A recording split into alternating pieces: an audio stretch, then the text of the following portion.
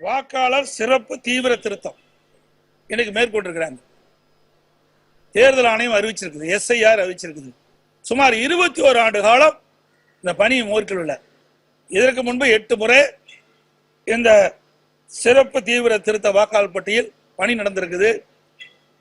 இன்றைக்கு ஒவ்வொரு சட்டமன்ற தொகுதியிலையும் பல்லாயிரக்கணக்கான வாக்காளர்கள் இறந்தவர்கள் இருக்கிற இடம்பெற்றிருக்கிறார். தொடர்ந்து ஒவ்வொரு தேர்தலையும் அவர்கள் அந்த வாக்காளர் பட்டியல இடம்பெற்றே இருக்கிறாங்க. அதே போல நகரத்தில் குடியிருக்கின்றவர்கள் வீடு மாறி போயிடுறாங்க, அல்லது வெளி மாநிலத்துக்கு போயிடுறாங்க, வெளிநாட்டுக்கு போயிடுறாங்க. அவருடைய பெயரும் தொடர்ந்து பல ஆண்டுகளாக வாக்காளர் பட்டியல் இடம்பெற்றே இருக்குது. இப்படி முறைகேடாக இருக்கின்ற இந்த வாக்காளர்கள் எல்லாம் விடுவிக்கப்பட்டு தகுதியான வாக்காளர்களை வாக்காளர் பட்டியலில் இடம்பெற வேண்டும் என்ற அடிப்படையில் தான் SIR பணி முக்கியம், SIR முக்கியம்.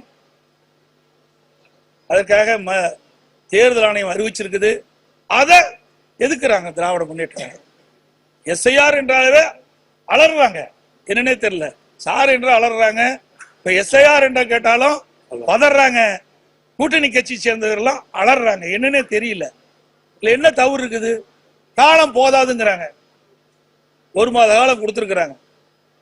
ஒவ்வொரு பாகத்திற்கும் ஒரு PLO அரசு அலுவலரை நியமிக்கிறாங்க.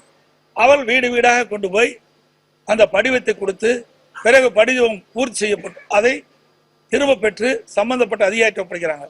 இதில் எந்தவித ஒரு காலதாமதம் ஏற்படுறதுக்கு வாய்ப்பே இல்லை.